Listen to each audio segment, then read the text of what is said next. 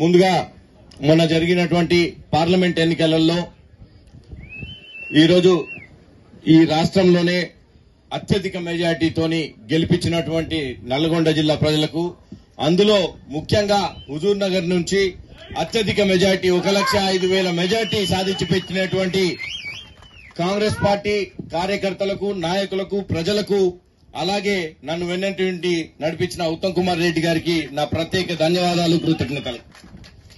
ఇంతసేపు మంత్రి గారు చెప్పిండ్రు ఈ ఐటీఐ యొక్క ముఖ్య ఉద్దేశం.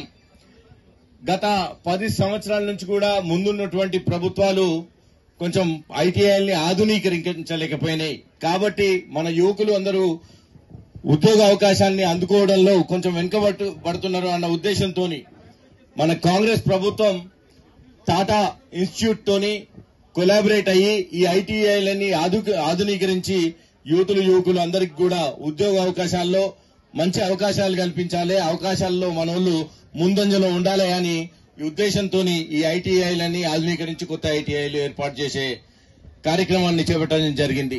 దాంట్లో భాగంగా నిన్న ముఖ్యమంత్రి గారు మల్లెపల్లిలో ఒక ఫ్లాగ్షిప్ సెంటర్ ని, అంటే అక్కడి నుంచి ముఖ్యంగా కొత్త కోర్సులు డెవలప్ చేయడం కానీ ఇలాంటివన్నీ జరుగుతాయి, వారిని ప్రారంభించడం జరిగింది.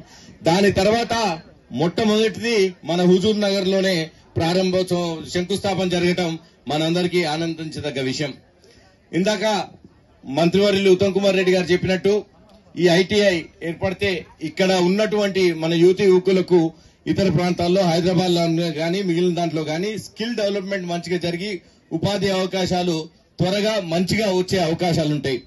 కాబట్టి జిల్లా అధికారులు కానీ కలెక్టర్ గారు గారిని కోరుకుంటున్నా, ఎంత తొందర వీలైతే అంత తొందర ఈ స్కిల్ డెవలప్మెంట్ లో భాగంగా ఏర్పాటు చేయబోతున్న ఈ ఐటీఐని త్వరగా పూర్తి చేసి యువకులందరికీ వచ్చే సంవత్సరం పూర్తయ్యే లోపు ఉపాధి అవకాశాల్లో అందుకునేదానికి తయారయ్యేటట్టు, వాళ్ళు దీంట్లో జాయిన్ అయ్యేటట్టు చూడవలసిందిగా కలెక్టర్ గారికి ఈ సందర్భంగా కోరుకుంటున్నాను. ధన్యవాదాలు. మరిన్ని వీడియోస్ కోసం ఛానల్ ని సబ్స్క్రైబ్ చేయండి. లేటెస్ట్ అప్డేట్స్ కోసం వాట్సాప్ ఛానల్ ని ఫాలో చేయండి. అండ్ లింక్ డిస్క్రిప్షన్ లో ఉంది.